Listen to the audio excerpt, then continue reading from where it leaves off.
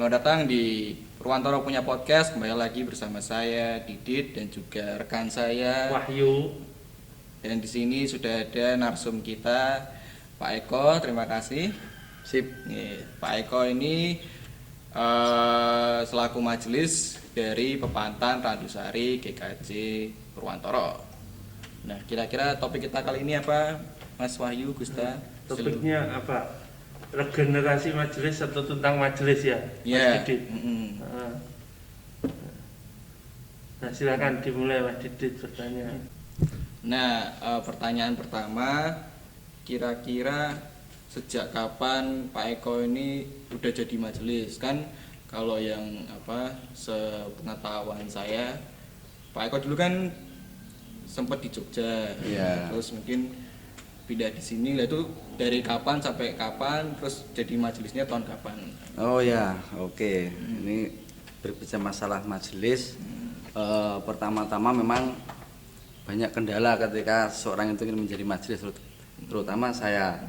Nah itu karena dari awal saya memang dari kecil saya GKJ, kemudian berjalannya waktu, kemudian saya berpindah-pindah gereja dan sebagainya. Di GKJ pun ketika ibadah, nah itu biasanya saya cari yang jam sore dan itu pakai bahasa Indonesia. Jadi ketika saya pertama kali datang ke gereja Purwantoro Randusari, Kapan itu saya 2010 awal saya dipindah di Wonogiri, kemudian ke gereja Kristen Purwantoro Pepantan Randusari. Di sana kemudian 3 tahun ini saya menjadi seorang majelis. Kemudian ini mau periode yang kedua. Oh, baru satu periode. Ya, baru satu periode. Dengan keterbatasan yang ada. Tapi asli Randusari, Pak Eko. Aslinya saya Jogja. Nah, Jogja pindah ke sini. Nah, ini sedikit sedikit kesaksian saya, Mas Gustaf dan Mas Radit. Itu kenapa saya dari Jogja kok sampai kemudian tiba di Randusari, Wonogiri. Nah, ini kesaksian saya. Dulu saya itu kuliah di Jogja. Ya biasa karena kenakalan remaja, kemudian terseret dengan kebiasaan-kebiasaan remaja di sana. Di Jogja. Kemudian saya sampai sempat pindah kuliah 2 kali. Karena yang pertama kali karena kenakalan saya di drop out. Nah, ini kesaksian saya. Pertama di sekolah komputer di Jakarta, kemudian yang kedua sampai lulus itu saya di salah satu sekolah Katolik di Yogyakarta. Nah, di sana kemudian saya lulus. Kemudian saya setelah lulus saya kemudian merantau ke Jakarta, Mas Radit, Mas Gustaf, ke Jakarta. Di sana kemudian dimulailah kenakalan seorang remaja. Nah, di sana saya kemudian ini sebagai motivasi saja, saya kemudian kenal yang namanya narkoba, Mas Gustaf. Remaja narkoba. Kemudian kalau narkoba itu otomatis kemudian nanti embel-embel itu mengikutinya kayak perempuan dan sebagainya. Itu kemudian dari situ pokoknya embel negatif di situ. Kemudian saya sampai di karantina di Bandung, Mas Radit. Di Bandung, saat karantina di Bandung. 2 tahun kemudian karena orang tua saya di Jogja pengen dekat, kemudian di Wonogiri itu ada sebuah yayasan. Di sana juga ada karantinanya, Mas Gustaf. Nah, kemudian di situ juga saya itu menemukan jodoh tidak di tempat yang mesra, Mas Gustaf, Mas Radit. Di tempat karantina. Kebetulan yang saya menjadi istri saya sekarang ini yang memasakkan saya ketika saya itu di yayasan itu. Nah, jadi ini bukan di gunung atau di apa, tapi di tempat karantina ya karena kenakalan saya itu sendiri. Nah, kemudian di situ kemudian saya pindah ke Wonogiri. Setelah menikah kemudian saya pindah ke Wonogiri sampai 2010 saya pindah ke Wonogiri. Kemudian 2007 kemudian setelah di Randusari ada keinginan untuk berubah secara total, menyerahkan diri pada Tuhan. Akhirnya waktu itu ada majelis di Andusari yang mengatakan, "Kowe gelem ora dadi majelis, kamu mau nggak jadi majelis?" Kemudian saya berdoa pada Tuhan, saya bertanya pada istri saya, kemudian saya ajak berdoa waktu itu. Nah, akhirnya saya berdoa dengan segala keterbatasan saya, dengan segala masa lalu saya, akhirnya saya bersedia, ya, saya mengatakan ya. Artinya apa? Artinya gini Mas Gustaf Radit. Ketika kita itu menjadi seorang hamba Tuhan, majelis terutama, tidak harus kemudian kita itu berangkat dari orang yang bobrok dulu baru mau jadi majelis. Artinya apa? Ketika saya itu kemudian berpikir apakah ketika saya itu jadi majelis, saya tuh punya tugas untuk mengingatkan jangan sampai ada orang pemuda-pemuda kita yang kemudian sama seperti saya, terpuruk dulu baru mau jadi majelis kan gitu.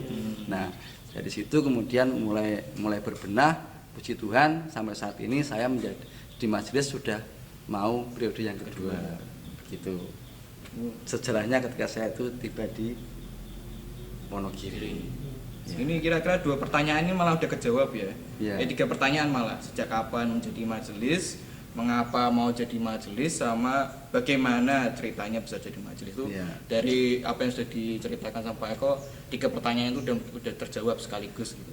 Ya. Nah, terus kira-kira apalagi pertanyaannya? Berarti pindahnya ke sini itu karena istri atau? Iya, pertama salah satunya karena istri. Berarti istri yang asli sini. Ya, istri yang asli sini, Mas Gustaf. Istri yang asli sini. Nah, kira-kira pembelajaran apa ya yang sudah didapat setelah menjadi majelis gitu loh. Apa kira-kira nilai-nilai apa yang sudah didapat setelah menjadi majelis selama satu periode inilah? Oh, banyak sekali. Sebetulnya menjadi majelis, seorang majelis itu asik loh. Asiknya gimana tuh? Asiknya gini, kita kemudian harus banyak bergaul dengan jemaat kita. Dan interaksi pergaulan dengan jemaat itu membuat hidup kita itu menjadi asik. Tidak hanya di lingkungan keluarga saja, di lingkungan masyarakat saja, tapi lebih luas lagi di lingkungan jemaat kita. Otomatis di situ kemudian membentuk kita menjadi karakter yang dulunya itu seperti apapun menjadi karakter yang bisa memahami orang lain. Kadang-kadang seorang majelis itu harus menjadi pendengar yang baik. Tidak seorang majelis itu tidak harus ngomong yang menasihati dan sebagainya, tapi kadang-kadang kita harus menjadi pendengar yang baik juga. Gitu. Banyak hal yang kemudian kita pelajari ketika kita itu menjadi majelis. Gitu Mas Radit. Gitu. Iya. Gimana? Kembali lagi ke alasannya jadi menerima majelis itu apa? Itu ya karena alasan pertama itu ada gimana? Oh ya begitu. Alasan belum begitu jelas. Ya. Alasan pertama ketika kita saya pribadi menjadi majelis, mau menjadi majelis itu karena memang saya yakin ketika saya itu ditunjuk menjadi majelis, berarti itu sudah menjadi ya kewajiban saya untuk melaksanakan itu, dan yakin itu adalah yang memilih itu Tuhan, bukan manusia hanya sebagai perantara begitu. Nah, dari situ kemudian saya mau jadi majelis dengan berbagai keterbatasan yang ada. Waktu itu saya bahasa Jawa tidak bisa. Kemudian promo tidak bisa sama sekali. Bisa tapi sedikit-sedikit. Nah, kemudian secara sosialisasi dengan orang Jawa itu saya juga belum fasih banget. Unggah-ungguh dan sebagainya itu belum menguasai banget.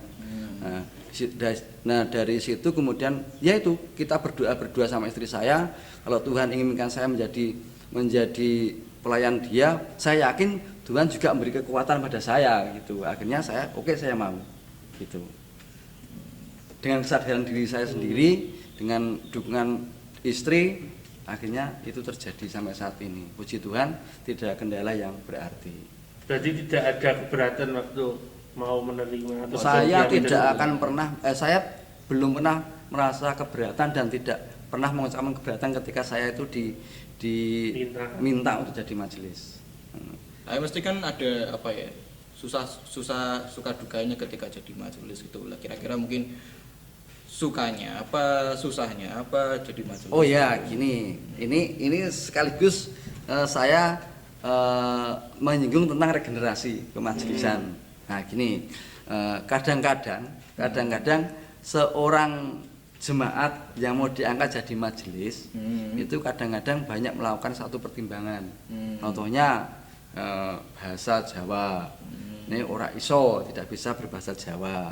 Kemudian ada satu mindset dalam pikiran dia, kalau jadi majelis itu harus pintar khotbah. Nah, itu. Yang ketiga itu kadang-kadang yang laki-laki mau jadi majelis atau yang perempuan mau jadi majelis, tapi salah satu dari pasangan itu tidak memperbolehkan, tidak setuju karena berbagai pertimbangan. Kadang-kadang ada yang faktor ekonomi lah yang diungkapkan, kemudian sibuk bekerja dan sebagainya. Nah, senangnya di majelis itu gini, banyak senangnya kalau saya, banyak senangnya, tidak ada yang saya merasakan kesusahan yang berarti, tidak ada. Senangnya itu kita bisa guyon, maksudnya guyon itu kita bisa mengeluarkan apa yang ada di pikiran kita, hati kita itu ke jemaat kita. Kemudian kita bisa berinteraksi dengan mereka. Kemudian ketika kita itu menghadiri rapat majelis itu momen reuni kita. Reuni kita. Artinya apa? Artinya ketika kita itu menghadiri rapat majelis itu di dalam pikiran kita itu harus, wah saya ingin ketemu dengan teman-teman. Nah, gitu. Tidak usah terlalu mulu-mulu ketika kita, aku akan bahas seperti ini, enggak. Tapi reuni itu akan terjalin dengan sendirinya, kemudian ide itu akan muncul dengan sendirinya. Sementing kita enjoy. Nah, tidak sukanya itu apa yo? Salah satunya mungkin ada orang meninggal, kita harus siap dibangunkan jam berapapun. Oh ya. Gitu. Ya, Semua itu, tapi itu tidak apa ya? Tidak saya anggap tidak itu menjadi susah, tidak. Tapi memang kadang-kadang kalau kita malas itu jam segini misalnya jam 2 dibangunin ada jemaat yang meninggal, itu kadang-kadang kan ada rasa malas. Nah, itu. Tapi itu tidak kemudian membuat kita itu menjadi susah, enggak. Saya pikir masih itu asik. Asik, tidak ada hal yang memberatkan, tidak ada hal yang menakutkan, dan tidak ada hal yang membuat diri kita itu kemudian menjadi fobia untuk menjadi seorang majelis. Gitu. Ini apa ya? Yang aku tangkap itu mindset yang bagus tadi. Salah satunya yang suka itu kayak apa? Ketika sidang majelis adalah kita anggaplah sebagai suatu momen reuni ketemu sama teman-teman majelis yang lain. Itu kayak yang saya juga alami ketika waktu masih di gereja asal saya gitu loh, kayak ketemu ke gereja itu ya memang pengen ketemu sama teman-teman gitu loh, karena memang ya seru aja gitu loh, bisa ketemu lagi sama teman-teman yang mungkin karena konteksnya beda. Kalau di tempat saya mungkin ketemu sama teman gereja seminggu sekali, tapi kalau sama mungkin bisa dibilang sama karena nggak setiap hari bisa ketemu sama teman-teman majelis yang lain, karena tempatan yang satu dengan yang lain kan jauh-jauh, ya bisa setiap hari bisa ketemu. Itu kira-kira menurut saya itu mindset yang perlu dipelihara lah gitu. Biar apa ya, paling nggak semangat lah kalau misalnya ada ketemu majelis, rapat majelis, sidang majelis gitu sih. Betul sekali. Kalau anggapan atau omongan kalau majelis itu lebih banyak melayaninya daripada jemaat itu gimana menurut Pak Eko? Gini, sebetulnya kalau saya sendiri sebagai seorang majelis itu tidak harus semua itu kita cover sendiri. Ini penting. Majelis itu tidak kemudian menjadi satu tokoh yang menjadi keteladanan buat semua orang. Justru tugas kita sebagai pelayan itu menerima apa yang dia sampaikan, kemudian kita musyawarahkan, kita yang cari yang terbaik. Memang tugas kita sebagai pelayan, tugas kita melayani apapun itu. Tapi kan seorang majelis tidak mungkin melayani semua hal. Semua hal. Kadang-kadang perlu privasi mereka, perlu mereka juga punya privasi. Yang privasi itu tidak boleh kita sentuh sama sekali, gitu. Nah, tugas seorang majelis itu memang banyak melayani dalam hal apapun. Tapi pelayanan itu harus dengan hati yang siap, hati yang menyerahkan diri pada Tuhan. Ketika kita melayani jemaat hanya mengandalkan kekuatan kita, maka hasilnya juga akan nol. Tapi ketika kita mengandalkan kekuatan yang dari Tuhan, saya yakin yang kita layani pun akan senang. Gitu. Kita seorang jemaat tidak perlu merasa risih dengan seorang majelis ketika dia mengutarakan apapun itu. Gitu. kita sebagai teman aja. Saya tidak pernah memposisikan diri saya itu menjadi lebih tinggi dari mereka, tapi menjadi teman seperjuangan mereka, teman sejawat mereka. Jadi enak, komunikasi itu bisa berjalan dengan baik. Tidak perlu yang serius banget gitu loh. Memang tugas kita melayani itu memang tugas yang harus kita emban. Tapi ya itu dengan sukacita harus. Tidak ada beban jadinya gitu. Itu apa ya yang disebutkan sama Pak Eko itu adalah ide tentang komunitas gitu loh, bahwa gereja itu komunitas gitu loh. Nah, majelis itu sebagai ibarat kata sebagai seseorang perwakilan yang ditunjuk untuk membantu menggerakkan gitu loh. Mancing merangsang untuk jemaat gerak bareng-bareng gitu loh. Enggak semuanya dibebankan misalnya terus majelis enggak, kita tetap majelis juga pasti butuh bantuan jemaat yang lain gitu loh. Nah, majelis itu berkata untuk mengerjakan yang satu butuh bantuan yang lain, dipancing yuk rewangi aku yuk. Semuanya karena komunitas kan bergerak bersama-sama betul. Mas Wahyu mungkin ada tanggapan? Iya, salah satu hal yang kemudian di gereja kita itu kenapa ketika kita itu mencari seorang majelis itu kadang-kadang kan ribut, Mas Gustaf. Itu kendalanya apa sekali yang bikin apa? Ini kan banyak lagi menyebut masalah regenerasi majelis gitu. Apa kendalanya, kenapa kok milih majelis itu susah, nunjuk majelis itu susah, untuk mencari kandidat-kandidat baru sebagai majelis yang baru itu susah gitu.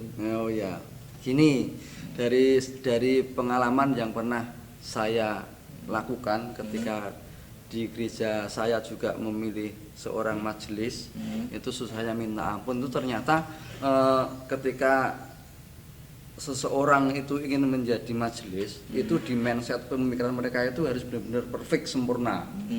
Harus bahasa Jawane yo apik tenan, terus tingkah lakunya yo apik tenan, kemudian tidak ada cacat dalam kehidupannya. Itu yang menjadi mindset mereka. Di satu sisi itu memang ada benarnya di satu sisi, tapi di sisi lain kita tidak mungkin menjadi seorang yang sempurna gitu loh. Dari segi apapun tidak mungkin kita menjadi seorang yang sempurna. Nah, ketakutan itu muncul karena itu tuntutan dari dulu. Gini contohnya, di gereja saya itu yang banyak bisa berbahasa Jawa dengan halus itu banyak sekali. Nah kemudian ketika khotbah selain majelis itu bahasanya luar biasa halusnya. Nah kadang-kadang ketakutan ketika seorang itu tidak mau ditunjuk jadi majelis itu ya seperti itu. Bapak itu kalau khotbah bagus sekali. Pak, aku iso ya khotbah seperti itu. Apakah saya tuh bisa ya khotbah seperti itu kan gitu. Nah, kadang-kadang kendala-kendala yang seharusnya itu tidak menjadi sebuah masalah itu menjadi masalah. Kalau segi bahasa, saya pikir gini, di dalam satu jemaat gereja kita itu tidak ada orang yang bodoh. Tidak ada orang yang bodoh. Sama sekali tidak ada. Semua orang itu sama. Nah, cuma yang membedakan itu kita mau belajar atau tidak. Kita kan gitu. Tidak semua ketika kita tuh jadi majelis itu wis kabeh ngerti kan enggak ya Mas Gustaf. Tapi kan semuanya itu harus belajar.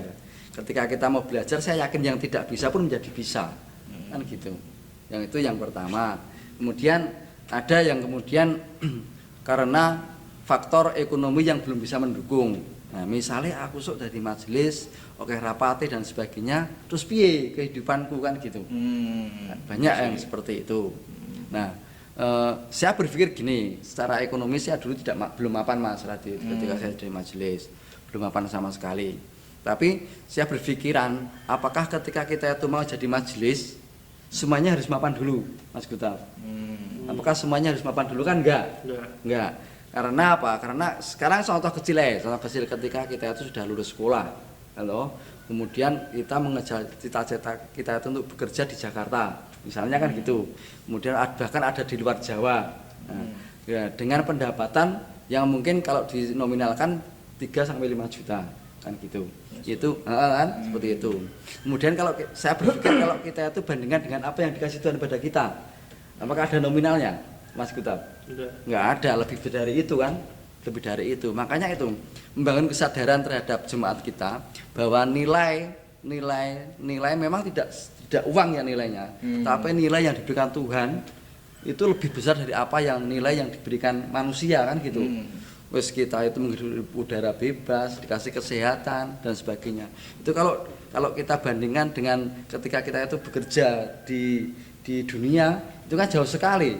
Nah, kenapa kemudian ketika kita itu dibutuhkan Tuhan untuk melayani, susahnya minta ampun kan gitu. Makanya itu yang saya tekankan, menjadi seorang majelis itu tidak harus sempurna dulu, tidak harus mapan secara apapun.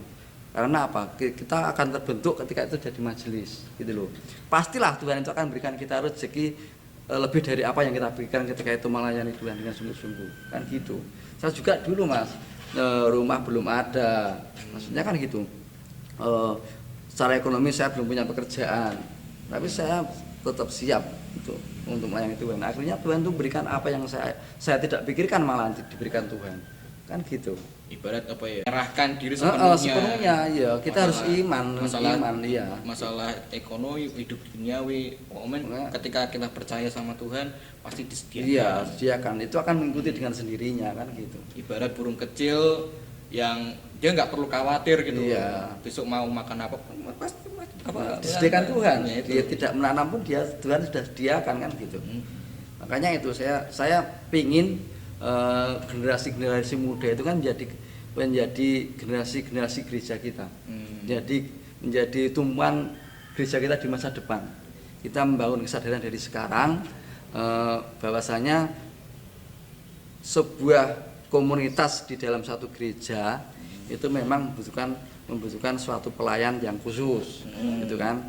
Kita membangun dari situ, kemudian kita memberikan satu pencerahan pada mereka bahwa menjadi seorang majelis itu tidak perlu ditakuti, karena tidak ada yang menakutkan sebetulnya. Jadi majelis itu tidak ada yang menakutkan. Apa sih yang kita takutkan? Ya kan? Dari awal itu memang Tuhan itu sudah memberikan kita itu satu talenta, sudah memberikan kita itu suatu kewajiban loh untuk membawa damai sejahtera di muka bumi ini. Nah, dengan kondisi bahwa di gereja kita itu sering ketika kita itu kalau memilih masjid itu sulit, itu makanya regenerasi di awal itu sangat diperlukan sekali.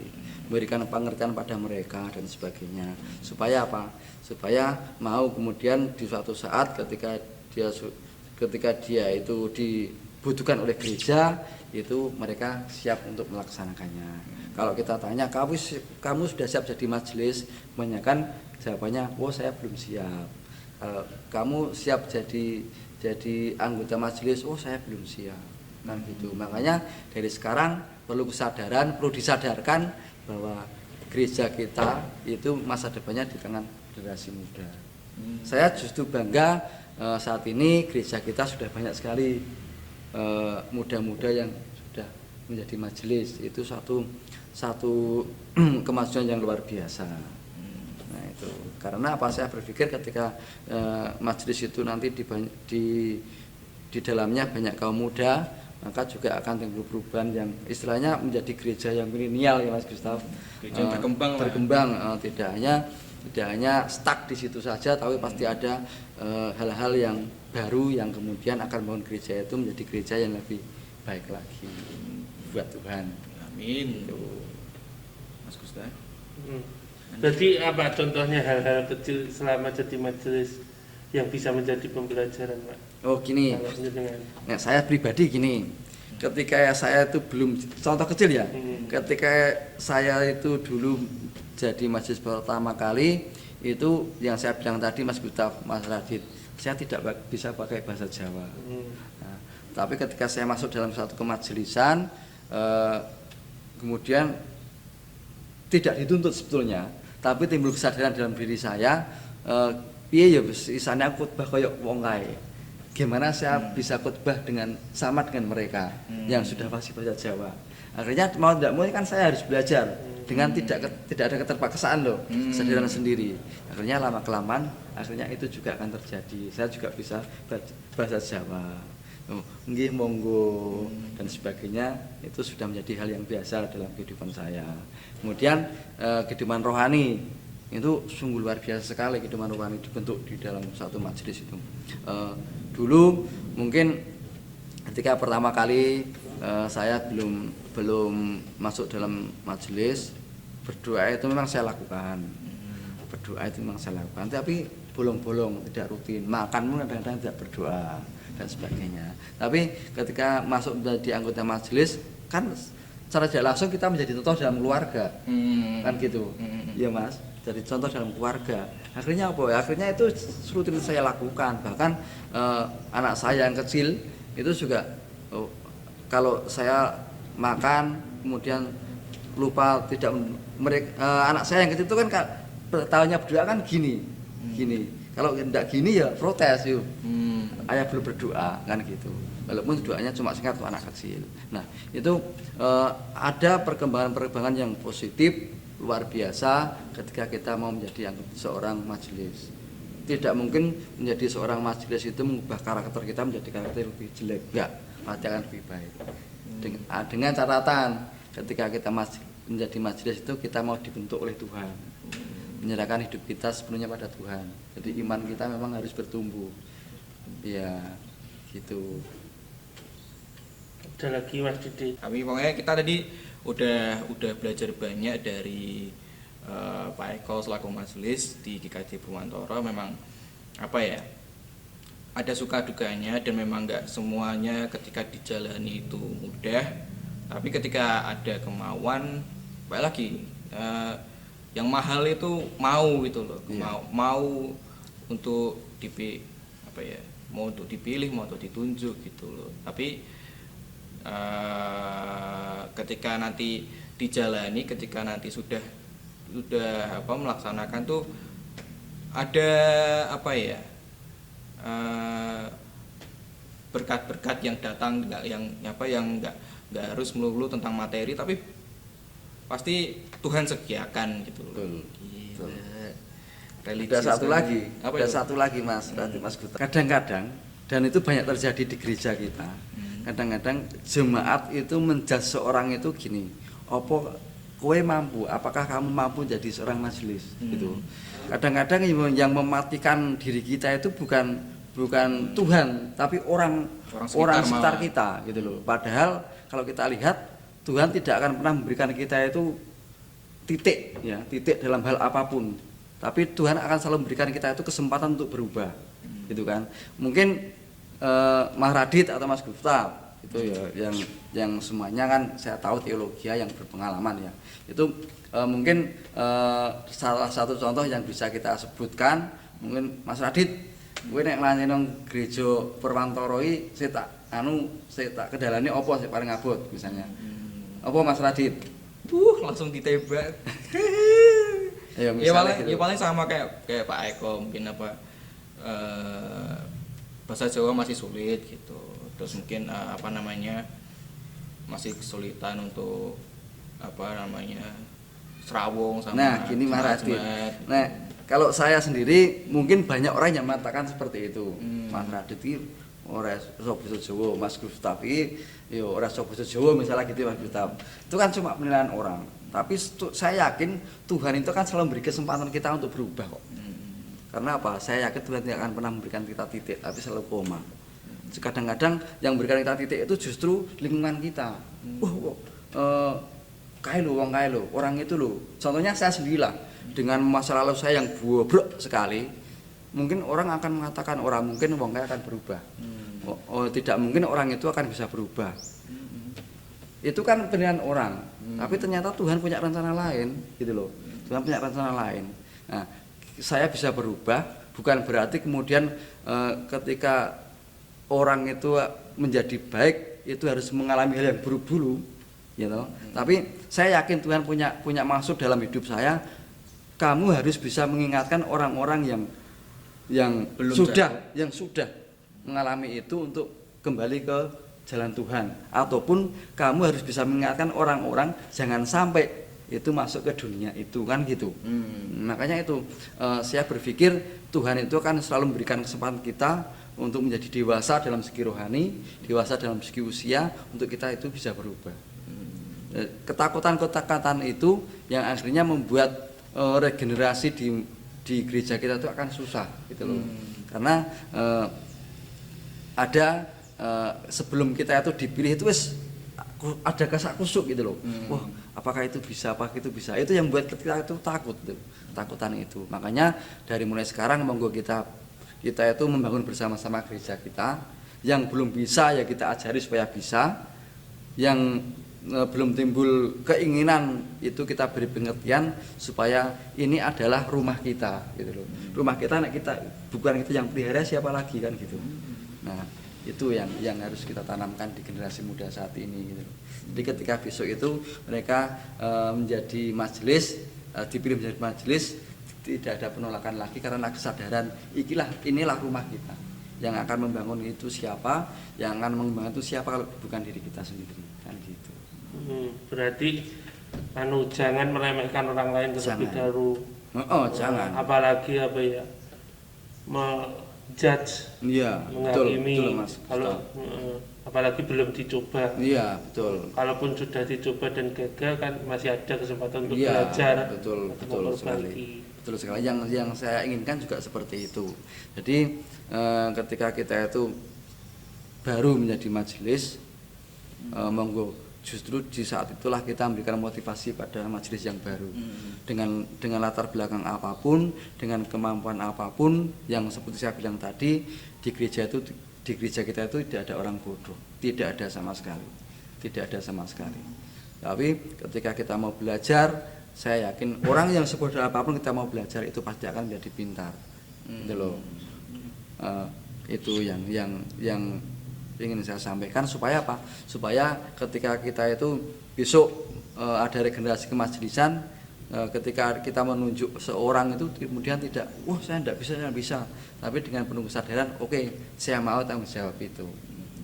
Karena saya yakin bahwa yang milih itu bukan majelis, tapi yang milih itu adalah Tuhan sendiri. Karena saya yakin pengertian manusia kan terbatas, tapi Tuhan kan tidak terbatas.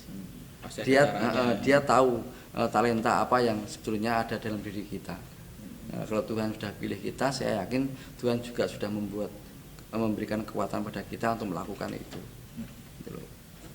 Nice. Itu. Ada lagi Mas Wahyu? Cukup saya. Dari Pak Eko mungkin ada lagi yang mau dikatakan? Oh ya, pesan saya untuk generasi muda yang pertama itu jangan pernah takut untuk belajar. Dengan masa lalu apapun saudara, teman-teman, dengan masa lalu apapun saudara saat ini, jangan pernah merasa minder, jangan pernah merasa takut. Sekali lagi, karena Tuhan tidak akan pernah memberikan kita itu titik akhir, tapi Tuhan akan selalu memberikan kita koma untuk apa? Untuk memberikan kita itu kesempatan untuk berubah. Nah, untuk teman-teman yang generasi adik saya, generasi muda yang saat ini, adik-adik adalah tonggak di gereja kita untuk melakukan perubahan. Untuk itu dari saat ini kita bersama-sama belajar, kita bersama-sama mengembangkan diri kita bersama-sama belajar untuk menyerahkan hidup kita pada Tuhan supaya apa? Terjadi perubahan yang luar biasa dalam gereja kita menjadi arah yang lebih baik. Kemudian untuk teman-teman majelis, saya yakin bapak-bapak, ibu-ibu sudah berpengalaman lebih dari saya. Saya juga mohon bimbingan, mohon pengertian dari jenengan supaya apa? Supaya saya juga bisa kemudian membawa diri saya itu lebih serius lagi, karena kadang-kadang gini Mas, kelemahan saya itu tidak bisa diajak serius. Selalu aja menjadi ada hal-hal yang kemudian membuat suasana itu walaupun seserius apapun jadi guyon gitu loh. Saya ingin bapak-bapak juga ibu-ibu di majelis ini juga memberikan saya itu pengertian dan saya nasihat supaya dalam tanda kutip saya akan lebih baik lagi melayani Tuhan. Kemudian untuk warga jemaat semuanya, terima kasih atas dukungannya selama ini. Saya yakin tanpa dukungan jenengan kami tidak bisa berbuat apa-apa, tapi dengan dukungan jenengan dan doa jenengan akhirnya sampai saat ini puji Tuhan saya sudah akan ditabiskan yang kedua kali. Nah, itu bukan karena saya baik, bukan, karena Tuhan, puji Tuhan masih mempercayakan itu pada saya, dan dengan doa semua dukungan keluarga kemudian dari anggota jemaat akhirnya itu semua bisa terjadi. gitu. Iya. Semangat, Semangat. jangan pernah takut untuk jadi majelis, karena sekali lagi jadi majelis itu asik. Wis, siap. Jadi Asik. majelis itu asik. Asik sekali. pesannya. Quote on quote ya. Iya, Iya. asik, jangan pernah takut untuk itu. Oke, siap. Terima kasih Pak Tuhan Eko. memberkati. Oh iya, Tuhan berkati juga. Terima kasih Pak Eko untuk kehadirannya, untuk segala ceritanya dan untuk nasihat-nasihatnya. Dan terima kasih buat teman-teman jemaat, mungkin ada yang warga dewasa yang nonton, kira-kira sekiranya ini bisa menjadi pembelajaran bersama, bisa jadi masukan bersama, khususnya memang yang pengen jadi majelis atau mungkin dulunya pernah ditawari tapi mungkin belum siap atau gimana, kiranya ini bisa jadi masukan, karena bahkan seperti sosok seperti Pak Eko yang Punya masa lalu yang buruk sekali. tidak yang ya susah lah, saya juga bingung nyebutnya. Pokoknya nggak sosok yang dipilih Tuhan tuh malah kadang tuh sesuatu yang bukan sempurna, tapi justru itulah yang dipilih Tuhan. Ingatlah sosok Paulus gitu loh, yang bahkan dulunya punya masa lalu yang ya sebagai pembantai orang-orang Kristen, tapi justru malah sosok seperti Paulus yang dipakai oleh Tuhan. Ya, jadi nggak harus nunggu sempurna lah untuk jadi pelayan Tuhan. Mungkin gitu. Nah, sekali lagi terima kasih Pak Eko telah menyempatkan waktunya ke sini. Siap. Dan kalau ada saran, tema atau komentar lainnya silahkan diketik. Ya. Nah, Kami butuh saran-saran dari teman-teman, kira-kira dan warga jemaat, kira-kira topik apa yang pengen dibahas, pengen disuarakan, boleh tolong komennya. Nanti bisa dibahas di sini juga. usul. Sip. Betul. Ada lagi? Sudah cukup. Kaku banget ya. Cukup. Oke, terima kasih teman-teman. Sip. Ya. Eh, Tuhan berkati. Tuhan Amin. memberkati.